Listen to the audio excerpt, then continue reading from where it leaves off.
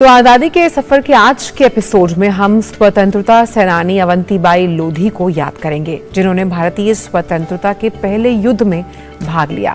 साथ ही हम शहीद आनंद चरण मलिक, शहीद वरयाम सिंह और स्वतंत्रता सेनानी रहीम अली खान को भी श्रद्धांजलि देंगे। आइए डालते हैं एक नजर उनके सफर पर।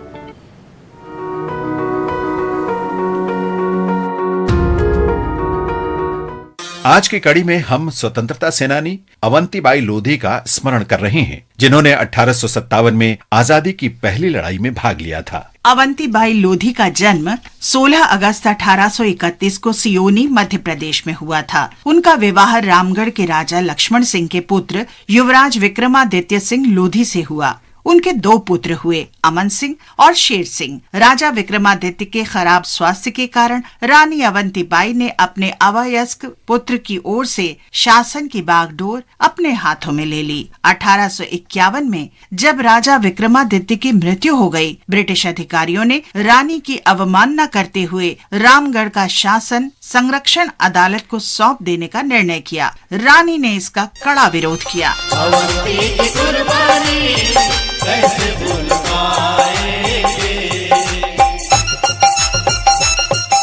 प्रथम स्वतंत्रता संग्राम के दौरान रानी अवंतीबाई रामगढ़ की सेना की कमान संभाले स्वतंत्रता सेनानियों में शामिल हो गईं और सुहागपुर में ब्रिटिश सेना का मुकाबला किया। युद्ध में रानी अवंतीबाई ने अंग्रेजों को हरा दिया। अपनी हार से बौखलाए अंग्रेज प्रतिशोध लेने के लिए वापस आए और रामगढ़ पर हमला कर दिया।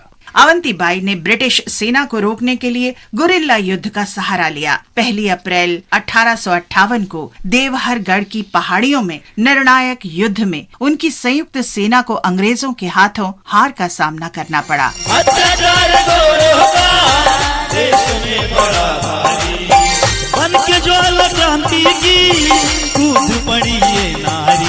रानी को पीछे हटते हुए रामगढ़ वापस लौटना पड़ा। यहाँ अंग्रेजों ने उन्हें और उनके समर्थकों की घेराबंदी कर दी। कई विवरणों में दावा किया गया है कि अवंतीबाई ने हार सामने देखकर बंदी बनाए जाने से बचने के लिए स्वयं अपनी जान ले ली, जबकि अन्य विवरणों का दावा है कि बंदी अवस्था में ही अगस्त 1858 में उनकी मृत्यु हो गई। आज भी लोकगीतों और लोक नाटिकाओं में उन्हें याद किया जाता है। उनका साहस और हौसला लोगों के लिए प्रेरणा स्रोत है। इस महान वीरांगना अवंतीबाई को हमारा शत शत नमन।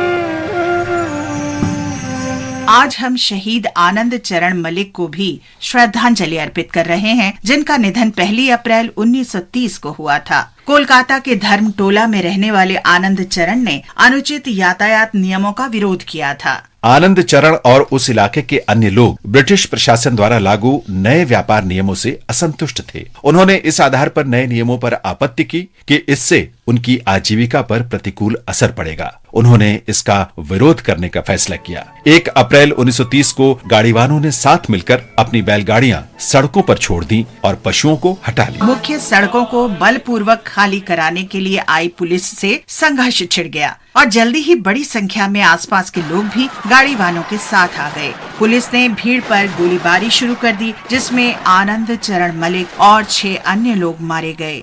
आज हम शहीद वरयाम सिंह को भी याद कर रहे हैं, जिन्होंने 1925 में सभी प्रार्थना सभाओं पर पाबंदी के अंग्रेज सरकार के आदेश के विरोध में जैतो गुरुद्वारा गंगसर नाभा तक 11वें अहिंसक शहीदी जहां में भाग लिया था। जब मोर्चा जैतो पहुंचा, ब्रिटिश सेना ने इसे रोक दिया और बड़ी संख्या में इसमें शामिल लोगों को गिरफ्तार कर लिया। वरयाम सिंह भी गिरफ्तार कर लिए गए।